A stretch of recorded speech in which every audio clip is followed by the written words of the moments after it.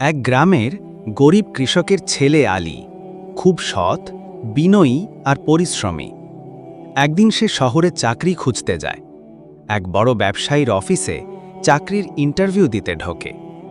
ব্যবসায়ী নানা প্রশ্ন করার পর একটা প্রশ্ন করলেন, ধরো ক্যাশ বাক্সে 1,00,000 টাকা পড়ে আছে, কেউ দেখছে না, তুমি কি কিছু নেবে? আলী একটু চুপ করে থাকল, তারপর বলল, না স্যার, আমি কিছু নেব না।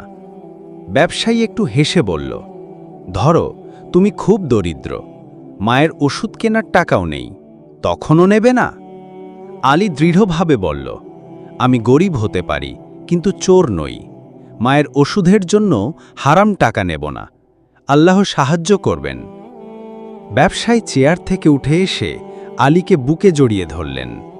তোমাকেই তো খুঁজছিলাম, আমি একজন সৎ লোক চাচ্ছিলাম, তুমি চাকরি পেয়েছ। সুতরাং সত্যবাদিতা হয়তো তাৎক্ষণিক সুবিধে দেয় না, কিন্তু শেষমেশ জিতিয়ে দেয়ই। সৎ লোকের অভাব আছে, কিন্তু তাদের মূল্য কখনো কমে না।